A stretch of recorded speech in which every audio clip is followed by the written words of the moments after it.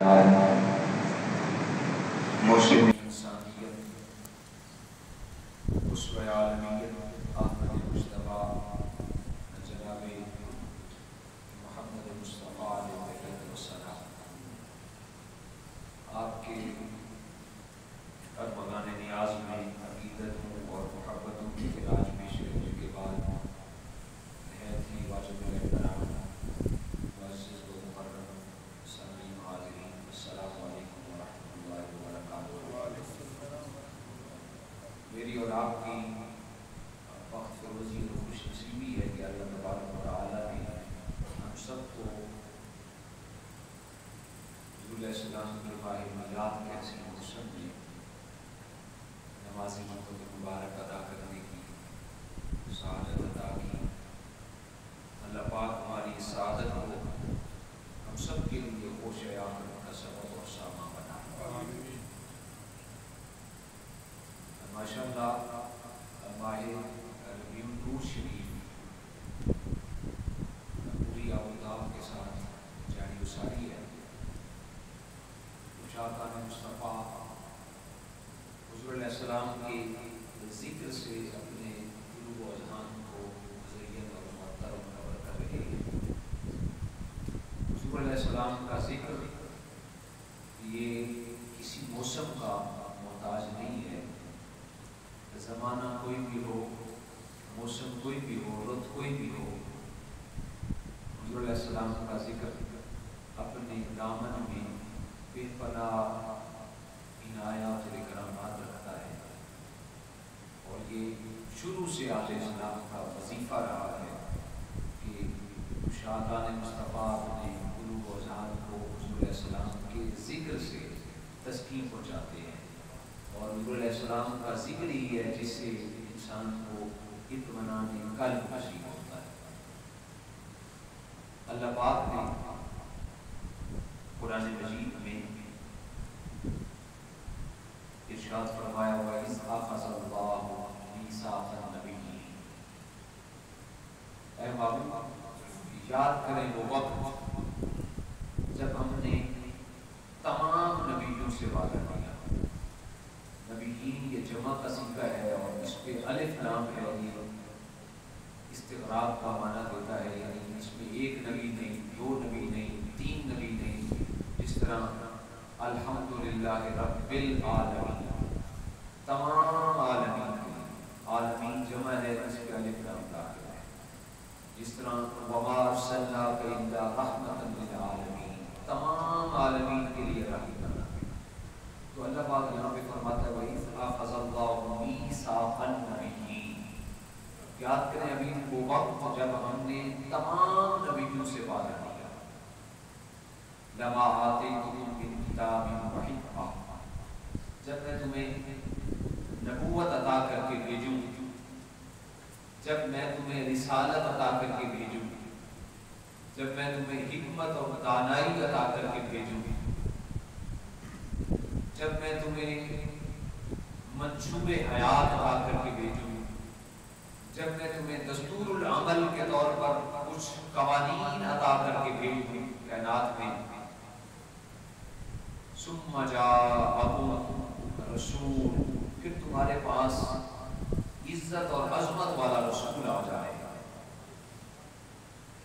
جب میں تمہیں پوری کائنات کا محور اور مرکز بنا کے بھیجوں، جب پوری کائنات کا مدعا اور ماوا و ملجا بنا کے بھیجوں، ساری کائنات میں تمہارے ڈنکے بج رہے تھے، جب پوری کائنات میں لوگ تمہارا کلمہ پڑھ رہے تھے، تو عین اسی وقت ثم جاءکم رسول، پھر میں عظمت والا ایک رسول بھیج دوں، پھر اس رسول کی شان یہ ہے مصدق لما معہم، یہ رسول اس شان والا ہوگا جو تصدیق کرنے والا ہوگا اس کی جو تمہارے پاس ہے، جو تمہارے پاس نبوت ہے وہ رسول اس نبوت کی تصدیق کرنے والا ہوگا، جو تمہارے پاس رسالت ہے وہ رسول اس رسالت کی تصدیق کرنے والا ہوگا، جو تمہارے پاس منشور العمل ہے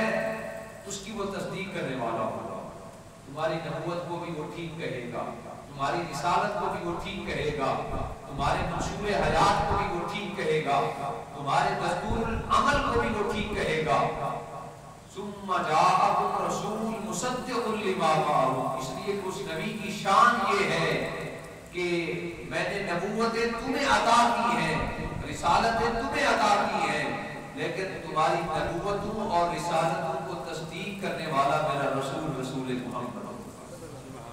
کیا معنی فرمایا؟ تم صرف نبی ہو، تم صرف رسول ہو، جو میرا رسول ہوگا، جو میرا محبوب ہوگا وہ رسول مصدق ہوگا۔ جب تمہارے پاس عزت اور عظمت والا رسول آ جائے، لَتُؤْمِنُنَّ بِهِ وَلَتَنْصُرُنَّهُ، پھر تمہاری ڈیوٹی ہے تم نے اس عزت اور عظمت والے رسول پر ایمان بھی لانا ہے، وَلَتَنْصُرُنَّهُ، اور اس کی مدد بھی کرنی ہے۔ وَلَتُؤْمِنُنَّ بِهِ، تم نے اس پہ ایمان لانا ہے۔ جب میرا محبوب آ جائے، تمہاری رسالت اور نبوت کے ڈنکے بج رہے ہیں، این اسی وقت میرا نبی آ جائے، میرا رسول آ جائے، پھر اس وقت جب زمانہ تمہیں مدعا و آبا اور بچہ مان رہا ہو، جب زمانہ تمہارے دامن میں پناہ لے رہا ہو، پھر تم نے اس کے دامن میں پناہ لینی ہے۔ جب زمانہ تمہارا کلمہ پڑھ رہا ہو، پھر تم نے میرے اس رسول کا کلمہ پڑھنا ہے۔ جب زمانہ تمہیں محور اور مرکز مان رہا ہو، تم نے میرے رسول کو محور اور مرکز ماننا ہے۔ جب زمانہ تمہیں مدعا، محور اور ملجا مان رہا ہو، پھر تمہاری ڈیوٹی یہ ہے کہ تم نے اپنی نبوت کو، اپنی رسالت کو چھوڑ دینا ہے، تم نے میرے محبوب پر ایمان لانا ہے، تمہیں میرے محبوب کو محور، مرکز، مدعا اور محور اور ملجا مان لینا ہے۔ کیوں؟ اس لیے کہ سیدی اعلیٰ حضرت فرماتے ہیں، اللہ کی سرتاب قدم، اللہ کی سرتاب قدم سلطان ہے یہ، انسان نہیں، انسان ہے یہ۔ قرآن تو ایمان بتاتا ہے انہیں، ایمان یہ کہتا ہے میری جان ہے یہ۔ اس لیے کہ تم سب نبی اور رسول بن کے آئے ہو، جو میرا رسول ہے وہ صرف رسول بن کے نہیں آیا، میں نے رسالتیں اور نبوتیں تمہیں عطا کر دی ہیں۔ جس نبی اور رسول نے تمہاری نبوتوں اور رسالتوں کی تصدیق کرنی ہے، وہ میرا محبوب رسول مصدق ہے۔ جب ایمان لائیں تو وَلَتَنْصُرُنَّ، پھر تم نے ان کی مدد بھی کرنی ہے، تم نے ان کی مدد بھی کرنی ہے۔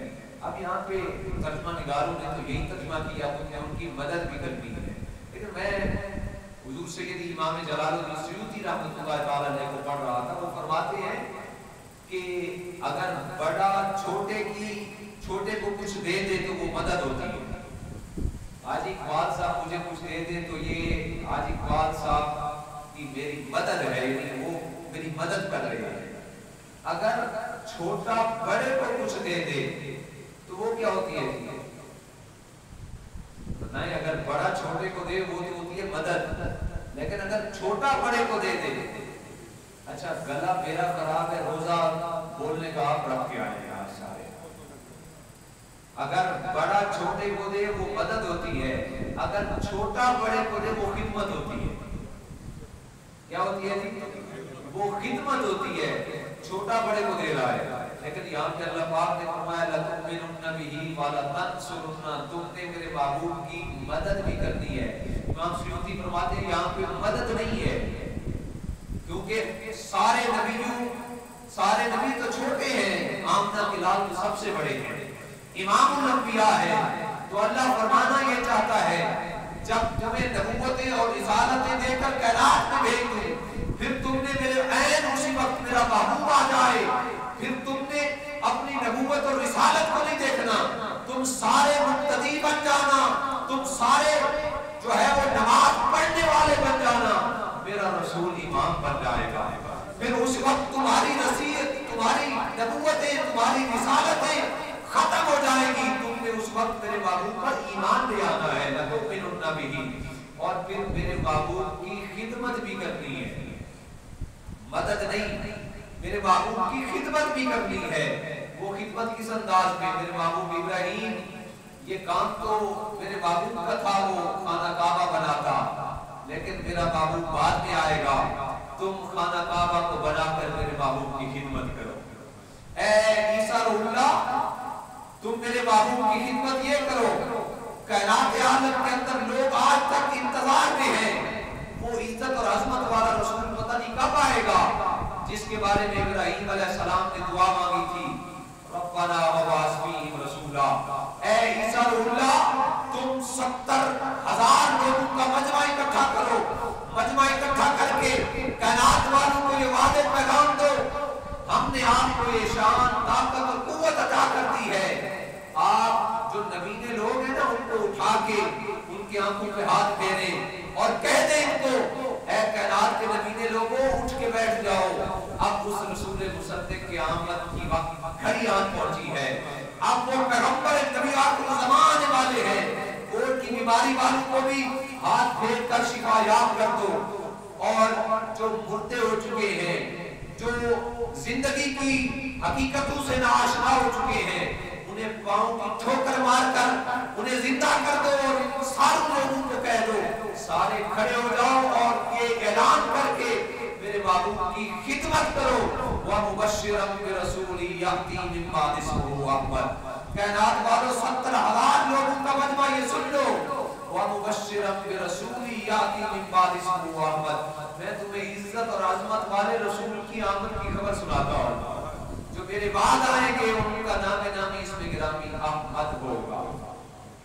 اللہ اکبر۔ سیدی اعلیٰ حضرت نے یہاں پہ اس لیے فرمایا کہ کرو مدحا اہل دول رضا، پڑے اس بلا میں بری بلا، میں گدا ہوں اپنے حبیب کا، میرا دین پارا نہ نہیں، جس کی آمد کا اعلان اللہ کے نبی کر رہے ہیں۔ جناب ابراہیم خانہ کعبہ بنا کر آپ کی آمد کا اعلان کر رہے ہیں، جناب عیسیٰ روح اللہ 70,000 لوگوں کا مجمع اکٹھا کر کے حضور کی آمد کا اعلان کر رہے ہیں۔ فرمایا اے نبی، تم نے اس نبی پر ایمان بھی لانا ہے، وَلَا تَنْصُرُنَّ، اور ان کی مدد بھی کرنی ہے۔ پھر فرمایا قَالَ أَقْرَرْتُمْ، کیا تم اس بات کا اقرار کرتے ہو؟ اللہ یہ ان لوگوں کو کہہ رہا ہے جنہیں پھرنا آتا ہی نہیں، وہ تو معصوم ہیں، انبیاء معصوم ہیں، ان الانبیاء کلهم معصومون عن الخطاء عن الصغیرۃ والکبیرۃ قبل النبوۃ وبعد النبوۃ۔ انبیاء وہ ذوات ہوتی ہیں جو ہر چھوٹے گناہ سے معصوم ہوتے ہیں، ہر بڑے گناہ سے معصوم ہوتے ہیں، اور نبوت سے پہلے بھی معصوم ہوتے ہیں اور نبوت کے بعد بھی معصوم ہوتے ہیں۔ اللہ فرماتا ہے کیا تم اقرار کرتے ہو اس بات کا؟ حالانکہ پیغمبر تو اپنی بات سے بھی نہیں سکتے، لیکن اللہ فرماتا ہے کیا تم اقرار کرتے ہو اس بات کا کہ ہم ایمان بھی لائیں گے اور اس کی خدمت بھی کریں گے؟ وَأَخَذْتُمْ عَلَىٰ ذَلِكُمْ إِصْرِي، اور پھر اللہ پاک نے فرمایا اقرار کرنے کے بعد کیا تم نے میری اس بھاری ذمہ داری کو قبول کر لیا؟ وَأَخَذْتُمْ عَلَىٰ ذَلِكُمْ إِصْرِي، کیا تم نے میری اس بھاری ذمہ داری کو قبول کر لیا؟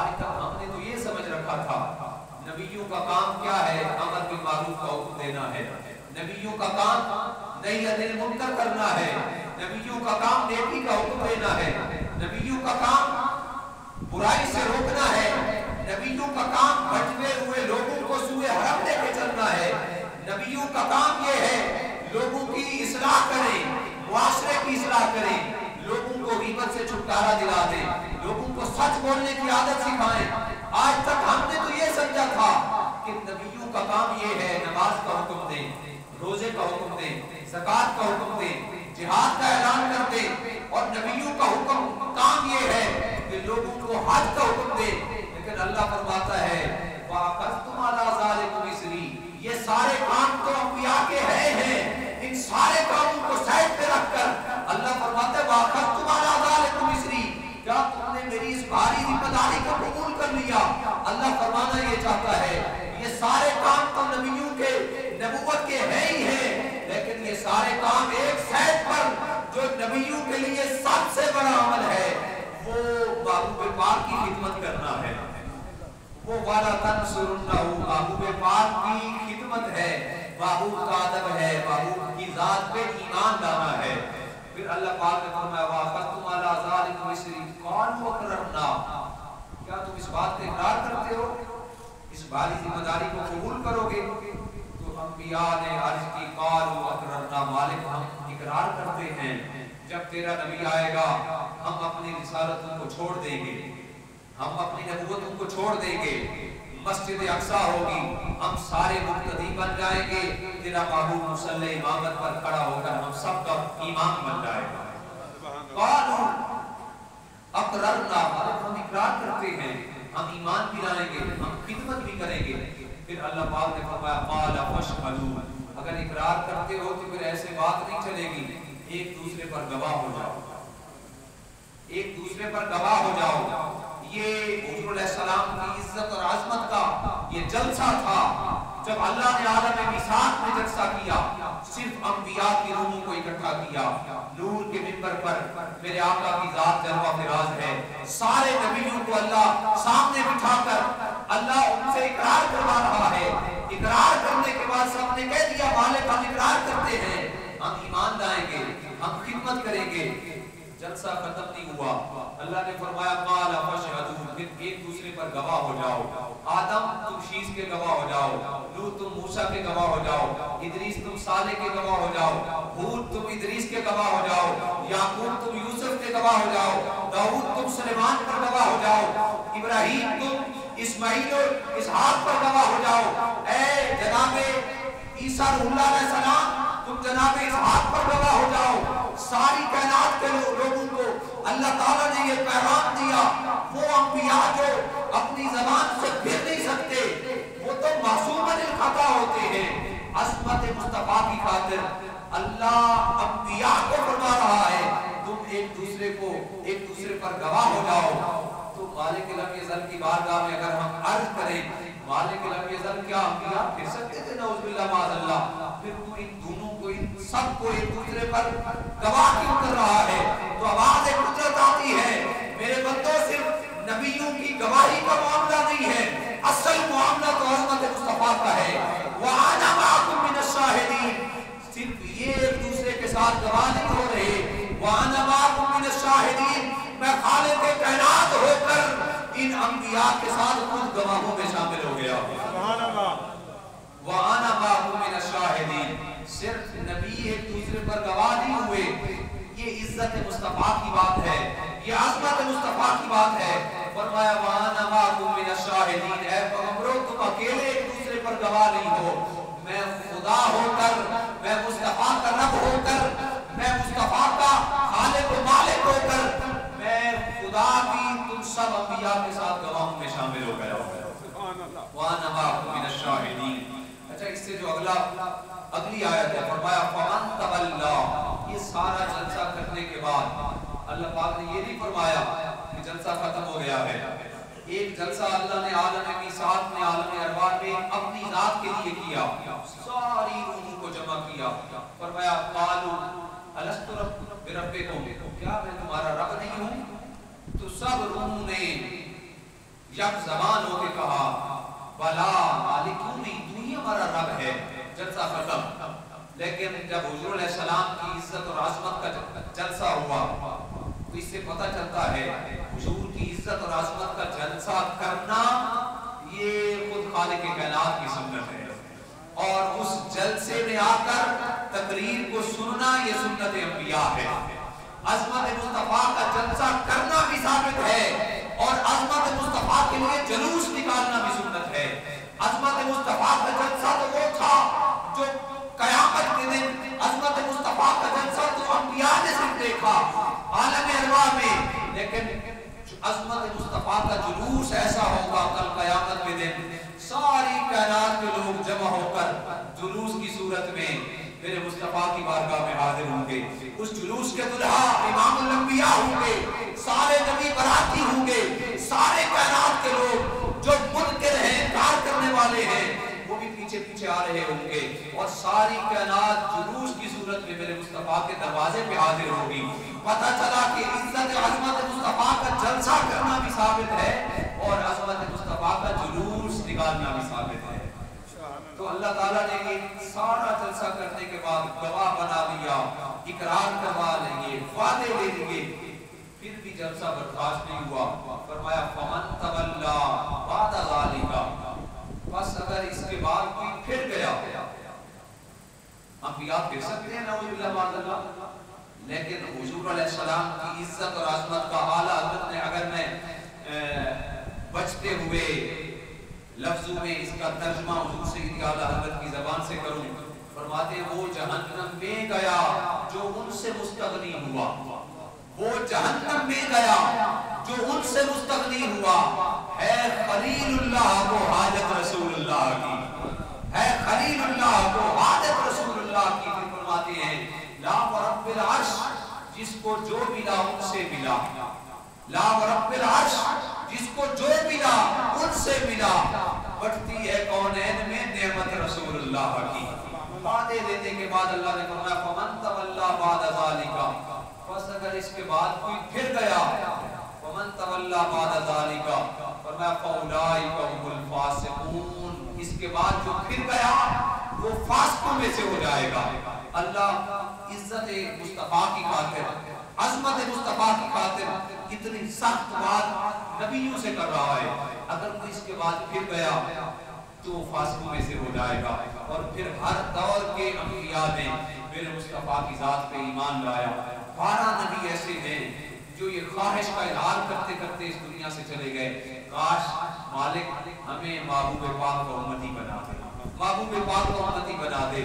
حتیٰ کہ حضرت عیسیٰ علیہ السلام تو یہاں تک فرماتے ہیں، جب حضرت عیسیٰ علیہ السلام نے اس بات کی، آپ نے فرمایا مالک رب یزل مجھے نبی علیہ السلام کو امتی بنا دے۔ جب آپ نے اتنے معجزے دکھائے، اندھوں کو بینا کر دیا، کوڑ کی بیماری والوں کو شفا یاب کر دیا، مردوں کو زندہ کر دیا، 70,000 حوالی عرض کرتے ہیں، جب آپ نے اعلان کیا نا مبشرا برسول یاتی من بعد اسمہ، عرض کرتے ہیں حضور کیا وہ آخری نبی آپ نہیں ہے؟ آپ مردوں کو زندہ کر رہے ہیں، آپ مادرزاد اندھوں کو بینا کر رہے ہیں، کوڑ کی بیماری والوں کو شفا یاب کر رہے ہیں، کیا وہ آخری نبی آپ نہیں ہے؟ تو حضرت عیسیٰ علیہ السلام کی انجیل برنواس میں آتا ہے، آپ نے اعلان کیا مجھے آخری نبی کی عزت اور عظمت تو بڑی بات ہے، آخری نبی کی شان تو بڑی برابر برا ہے، مجھے کہتے ہو کہ میں آخری نبی تو نہیں ہوں۔ آپ نے اعلان فرمایا میرے حواریوں سن لو، انجیل برنواس میں آتا ہے، موسیٰ علیہ السلام فرماتے ہیں ان کی شان، ان کا مقام، ان کی عزت اور عظمت تو برابر برا ہے۔ عیسیٰ اللہ کا اعلان یہ ہے اگر اس آخری نبی کے جوتوں کے تسمے باندھنے کی اگر عیسیٰ ابن مریم کو توفیق مل جائے میں اپنے لیے سعادت کی بات سمجھوں گا۔ ہر نبی نے حضور علیہ السلام کی آمد تو گویا حضور علیہ السلام کی عزت، حضور کی عظمت کی خاطر جلسہ کرنا یہ سنت خدا ہے، اور جلسے میں آ کر حضور کی عزت اور عظمت کی بات کو سننا یہ سنت انبیاء ہے۔ اللہ اکبر، خوش بخت اور خوش نصیب ہے آپ لوگ کہ حضور علیہ السلام کی محبت میں آپ کے گلو و اذان جو ہے وہ مزین و معطر ہیں۔ ہمیں تو تسکین قلب حاصل ہوتی ہے جب کوئی ہمارے سامنے حضور علیہ السلام کا ذکر کرتا ہے۔ امام مہدی الماسی یہاں تک فرماتے ہیں حضور کا ذکر سن کر جس کا دل ٹھنڈا نہیں ہوتا، کلیجے میں ٹھنڈ نہیں پڑتی، اس کے سینے میں دھڑکنے والا دل کسی مومن کا دل ہی نہیں ہے۔ اور وہ فیس بک پہ ایک جملہ بڑا وائرل ہے، ایک شامی بچہ ہے وہ کتبہ اٹھا کر ایسے کتبہ اٹھا کر لوگوں کو وہ پیغام دے رہا ہے، کہتا ہے من لم یفرح بمولد النبی صلی اللہ علیہ وسلم فلیعالج قلبہ بالمریض الجفا، اگر حضور کی آمد کی خوشی پر، حضور علیہ السلام کی ولادت پہ کوئی بندہ خوش نہیں ہوتا تو وہ اپنے دل کا علاج کروائے، وہ بے وفائی کا مریض ہو گیا ہے۔ فلیعالج قلبہ، وہ اپنے دل کا علاج کروائے، کیوں؟ اس لیے کہ مومن کے سامنے جب حضور کا ذکر کیا جاتا ہے اس کا تو سینہ مچل جاتا ہے۔ تو وہ کہتے ہیں کہ اگر حضور کی آمد پہ خوشی نہیں ہوتی تو فلیعالج قلبہ، وہ اپنے دل کا علاج کروائے، بالمریض الجفا، وہ تو بے وفائی کا مریض ہو گیا ہے۔ جس خدا نے یہ کائنات بنائی جس کے لیے، اس کی آمد پر تو اس خدا نے بھی خوشیاں منائی۔ اللہ نے فرمایا جبرائیل جاؤ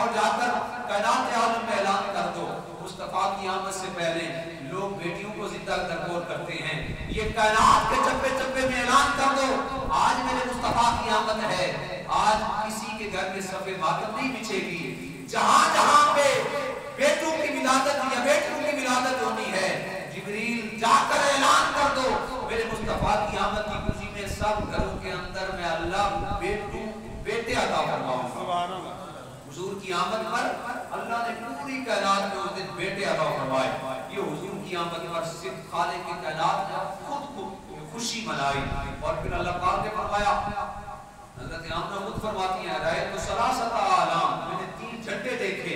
ये छोटी छोटी झंडियां लगाकर, वो अल्लाह जानता था महबूब के गुलाम झंडियां लगाएंगे तो लोग इतराज, ये तो कागज की झंडियां हैं या कपड़े की झंडियां हैं।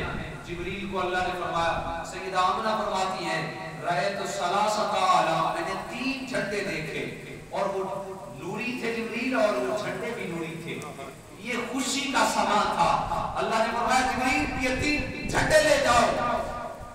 फरमाया, आलमन बिल मशरिक, एक झंडा मशरिक में लगा दो, व आलमन बिल मगरिब, एक झंडा मगरिब में लगा दो, व आलमन अला ज़हरिल काबा, और एक झंडा खाना काबा की छत पर लगा दो। अल्लाह पाक ने वो झंडे लगवाकर, जिब्रील ने झंडे लगाकर कायनात आलम में ऐलान किया, मुस्तफा की आमद की खुशी मनाना, झंडे लगाना, झंडियां लगाना, चरागा करना, ये कोई फजूल खर्ची नहीं है, बल्कि ये खुद खालिक के कायनात की भी सुन्नत है और नूरियों के इमाम जिब्रील की भी सुन्नत है। और ये मत समझना कि महबूब की आमद में ये खर्च करना, आलीशान एहतमाम करना, ये फजूल खर्ची है। आज जब रबीउल अव्वल का मौसम शुरू होता है तो फेसबुक की मुफ्ती और फेसबुक की दानिशवर और सकालर ये धड़ाधड़ पोस्टें शेयर करना शुरू कर देते हैं, ये जी झंडियां लगा रहे हैं, लाइटिंग लगा रहे हैं। मेरा आपसे कोई एतराज नहीं है, ये सआदत की बात है, अल्लाह जी से अता फरमा दे। लेकिन जरा गौर करें, गौर तो करें। सैयदना अब्दुल्लाह बिन उमर कहते फजूल खर्ची है, ये पैसा अगर फलां की बच्ची शादी पे लग जाए तो क्या ख्याल है, मुआशरे की तश्कील में आम किरदार हो जाएगा। हालांकि वो 1 लाख का मोबाइल पकड़ते हैं, उन्हें फजूल खर्ची नजर नहीं आती। 1 करोड़ का घर बनाते हैं, उन्हें फजूल खर्ची नजर नहीं आती। हर 2 साल के बाद गाड़ी तब्दील करते हैं, उन्हें फजूल खर्ची नजर नहीं आती। फजूल खर्ची वहां पे नजर आती है जब हुजूर अलैहिस्सलाम की आमद का जश्न होता है। सैयदना अब्दुल्लाह बिन उमर की बारगाह में ये मसला पेश किया गया। सैयदना अब्दुल्लाह बिन उमर रज़ियल्लाहु ताला अन्हु ने फरमाया, ला खैरा फिल इसराफ, आपका फरमान है, फरमाया इस फजूल खर्ची में कोई बेहतरी नहीं, फजूल खर्ची में कोई बेहतरी नहीं, कोई भलाई नहीं है। फजूल खर्ची शैतानी काम है। जब ये बात चलते चलते हजरत सैयदना अब्दुल्लाह बिन मसूद तक पहुंची कि अब्दुल्लाह बिन उमर ने ये कह दिया है कि फजूल खर्ची में कोई बेहतरी नहीं है, ये बात चलते चलते हजरत अब्दुल्लाह बिन मसूद जो इमाम आजम के भी दादा उस्ताद हैं, जिनको हुजूर ने इल्म की गठड़ी करार दिया, हजरत अब्दुल्लाह बिन मसूद ने ये बात सुनी तो हजरत अब्दुल्लाह बिन मसूद ने फरमाया, ला इसराफ फिल खैर, फरमाया लेकिन ये कोई फजूल खर्ची होती नहीं। हजरत अब्दुल्लाह बिन उमर ने, ये समझने वाली बात है, हजरत अब्दुल्लाह बिन उमर ने तो फरमाया ला खैर फिल इसराफ, फरमाया फजूल खर्ची में कोई बेहतरी नहीं, कोई भलाई नहीं। जब ये बात अब्दुल्लाह बिन मसूद तक पहुंची तो आपने फरमाया ला इसराफ फिल खैर, फरमाया फजूल नेकी के अंदर तो फजूल खर्ची होती कोई नहीं। नेकी के अंदर बंदा जितना मर्जी खर्च करता चला जाए, अल्लाह कबूल फरमाता चला जाता है। आप मस्जिद में लाखों खर्च करते, फजूल खर्ची है, नेकी का काम है। हमारी मस्जिद बन रही है, लाखों रुपए खर्च करते।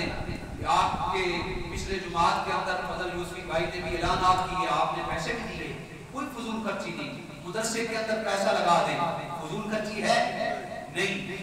तो ये नेकी है, इसमें खर्च करना ये नेकी है। मस्जिद में खर्च कर दें, फलाह बहबूद के लिए खर्च कर दें, ये नेकी है। दोस्तान अजीज बताएं, हुजूर की जिक्र से बढ़ के कौन सी नेकी हो सकती है? हुजूर की आमद के पर खुश होने से बढ़कर कौन सी नेकी होती है? अल्लाह तो फरमाता है मुझे नमाजें भी वही कबूल हैं जो इसके मुस्तफा में डूब कर पड़ी जाएं, मुझे सदक़ात व खैरात भी वही कबूल हैं जो मेरे महबूब की आमद की खुशी में, मेरे महबूब की रिफ़अत और बुलंदी की खातिर पड़ी जाएं। तो कायनात आलम की सबसे बड़ी नेकी मेरे मुस्तफा की मोहब्बत है।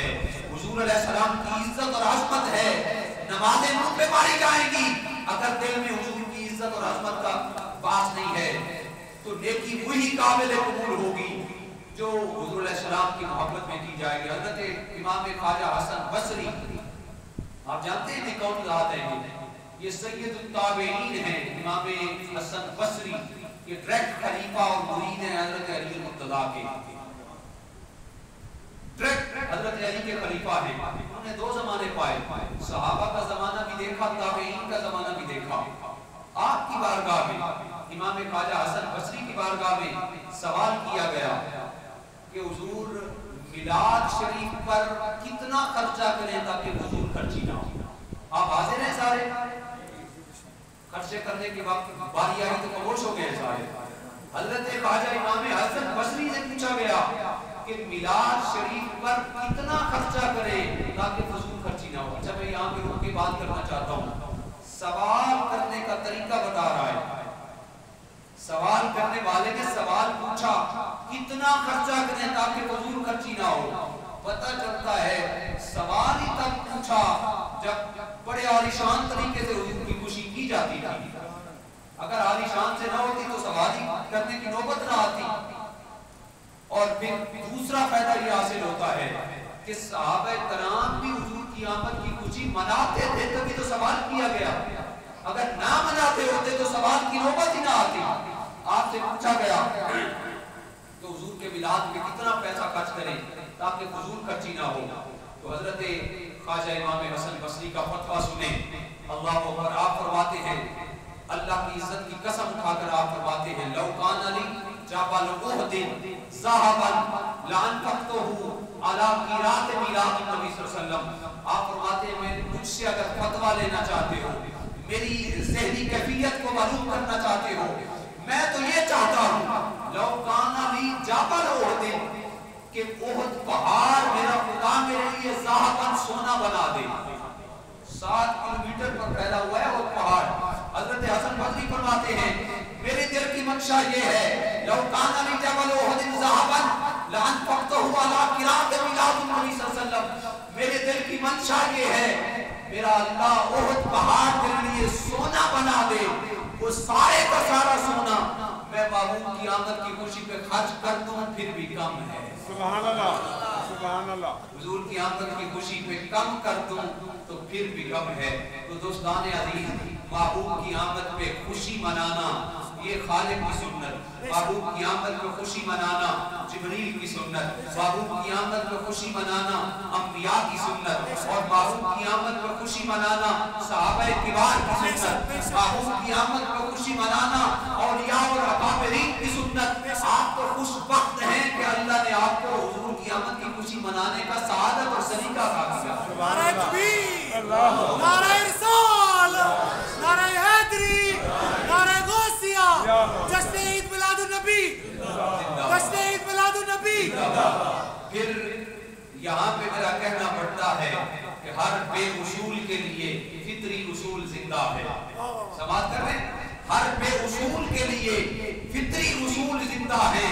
چمن میں رہ کر خاروں کے پھول زندہ ہے، منا کر ہم جشن میلاد النبی بتا رہے ہیں زمانے کو، ارے ہم ہی وہ لوگ ہیں جن کے رسول زندہ ہے۔ تکبیر، اللہ اکبر، رسالت، یا رسول اللہ، حیدری، سرکار کی آمد، دلدار کی آمد۔ یہ پیچھے والے لوگ تنگ ہو کے بیٹھے ہیں۔ وَأَمَّا بِنِعْمَةِ رَبِّكَ فَحَدِّثْ، قرآن فرماتا ہے جب تم پہ کوئی نعمت ہو تو اس کا خوب چرچا کیا کرو۔ شعر پھر سنیں اور پھر وقت میں آ کر حضور کی آمد کا جشن منائیں۔ فرماتے ہیں شاعر نے لکھا، ہر بے اصول کے لیے فطری اصول زندہ ہے، ہر بے اصول کے لیے فطری اصول زندہ ہے، خاروں چبن میں رہ کر بھی خاروں کے پھول زندہ ہیں، منا کر جشن عید میلاد النبی بتا رہے ہیں ہم زمانے کو، ارے ہم ہی وہ لوگ ہیں جن کے رسول زندہ ہیں۔ نعرہ تکبیر، نعرہ رسال، سرکار کی آمد، وکیل کی آمد، مدنی کی آمد، سونے کی آمد، طٰہٰ کی آمد، ملیل کی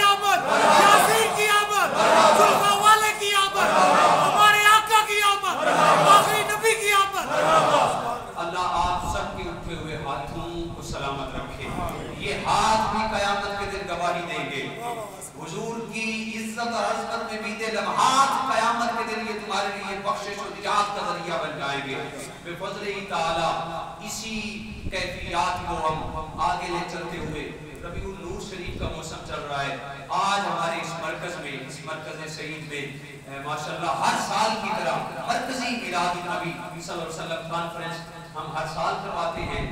پہلے 12 کے بعد کرواتے ہیں, لیکن اس سال ہم 12 ربیع الاول سے پہلے کروا رہے ہیں. آج 22 سپٹمبر ہے, جمعہ کا دن ہے. انشاءاللہ الرحمن آج بعد از نماز عشاء اس مرکز سعید میں ہم ایک دفعہ پھر حضور علیہ السلام کے ذکر سے اپنے قلوب و اذہان کو معطر و منور کریں گے.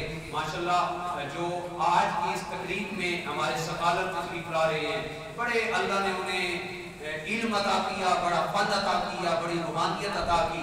پروفیسر سید نثار احمد شاہ صاحب گیلانی ادام اللہ عمرہ آپ تشریف لا رہے ہیں. عشاء کے بعد یہ ہمارا پروگرام ہوگا اور انشاءاللہ ٹھیک ہم 11 سوا 11 تک اس کو کلوز کر دیں گے اور دعا کریں گے. آپ سبھی تشریف لائیں گے جو حاضر ہوں گے یہ مسجد میں بیٹھ کے وعدہ کریں آپ سبھی انشاءاللہ آئیں گے. ہاتھ کھڑے کریں, آپ سبھی آئیں گے انشاءاللہ. آپ خود بھی آئیں, اپنے دوست احباب کو بھی. اچھا یہ پروگرام میرا اکیلا نہیں ہے, میں اس مسجد کا امام ہوں. یہ پروگرام صرف میرا نہیں ہے, یا جو مسجد کی مینجمنٹ کے دوست ہیں, انتظامیہ کے ساتھی ہیں, یہ انہی کریں. اچھا کچھ لوگ کہتے ہیں کہ پیسے نہیں ہیں, انتظام نہیں ہو سکتا تو پروگرام کرتے کیوں نہیں؟ وہ میرے بھائی یہ پروگرام شاعر اسلام کا حصہ ہے, حضور کی عظمت اور عفت کی بلندی کا اظہار ہے. یہ پروگرام ہی تو ہے جو علماء کر کر کے اس گئے گزرے دور کے اندر بھی لوگوں کے سینوں کے اندر انہوں نے حضور کی شمع کو جلایا ہوا ہے. اچھا اس کے انتظام و انصرام کے لیے آپ سبھی احباب کی ضرورت ہے. میں چاہتا ہوں کہ آپ سبھی احباب اس میں بھرپور حصہ ملائیں. یہ ہمارے بھائی قاری ذیشان صاحب ابھی آپ کے سامنے تشریف لا رہے ہیں. آپ میں سے ہر بندہ کیسا پہلے میرے کو نہیں سبحان اللہ, پہلے میری طرف سے آپ میں سے ہر ساتھی اس پروگرام میں حصہ لے, سارے ساتھی. پہلی لائن والے تو لازمی ہے کر صاحب. اچھا اس پروگرام کے لیے آپ جانتے ہیں کہ ہر سال ہم حضور کی آمد کی خوشی میں مدارس کے غریب طلباء میں 63 سوٹ تقسیم کرتے ہیں. حضور کی آمد کی برکت سے, حضور کی ایج مبارک 63 سال تھی, تو حضور علیہ السلام کی عمر مبارک کی برکت سے اور ان سے فیض لیتے ہوئے ہر سال مدارس کے طلباء میں 63 سوٹ تقسیم کیے جاتے ہیں. انشاءاللہ آج وہ 63 سوٹ بھی تقسیم کیے جائیں گے غریب اور نادار طلباء کے اندر. اس حوالے سے بھی اور پروگرام کا لنگر ہے, اس حوالے سے بھی یہ ٹوٹل میرا خیال ہے کہ 1.5 لاکھ کا خرچہ ہے.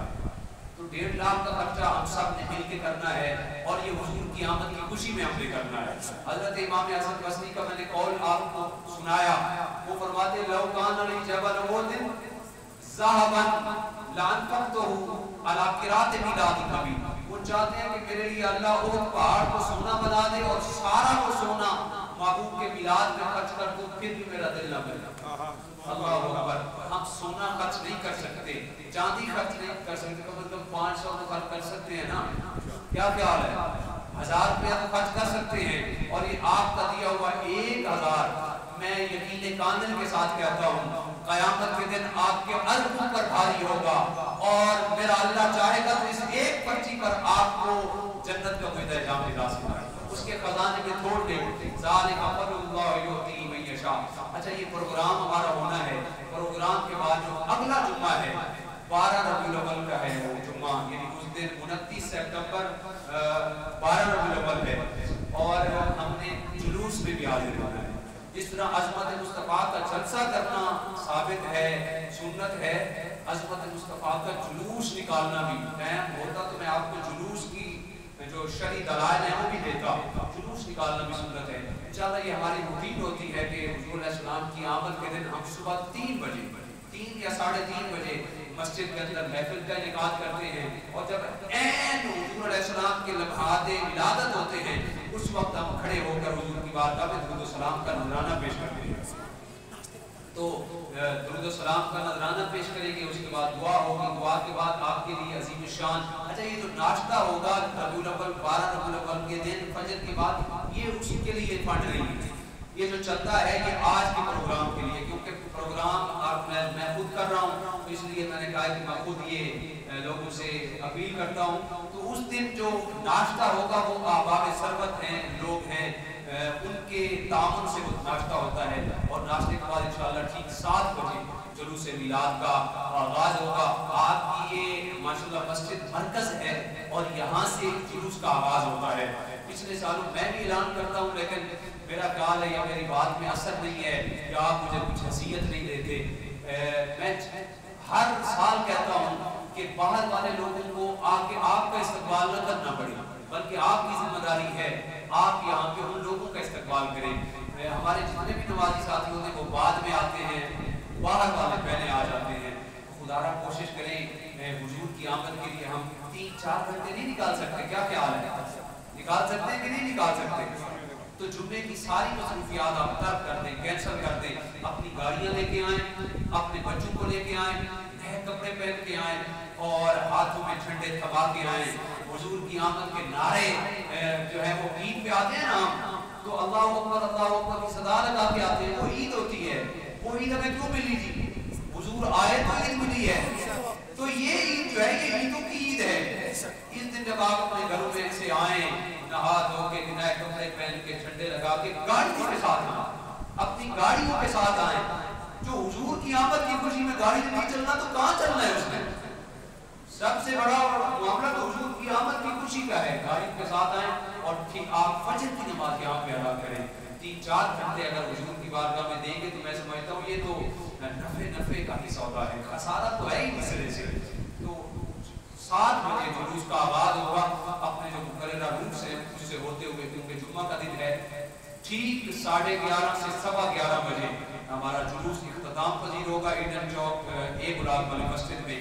پھر وہاں سے مرکزی تقریب ہوگی اور وہاں پہ عوام کے لیے لنگر کا وسیع اہتمام ہوگا، اور یہ ہم سب نے مل کر حضور کی خوشیاں منانی ہیں۔ اللہ ہم سب کو توفیقات عمل نصیب فرمائے۔ جو اندر والے ساتھی تھے انہوں نے تو اچھا پروگرام کے لیے چندہ دیا ہے، اس میں حصہ ملایا ہے۔ باہر والے ساتھیوں سے بھی گزارش ہے کہ دل کھول کے اس میں حصہ ملائیں۔ دیا ہوا 1 روپیہ آپ کا رہنا نہیں جائے گا، وہ حضور کی آمد کی خوشی کا پیسہ ہے، وہ آپ کے لیے قیامت کے دن اخروی نجات کا سبب بنے گا۔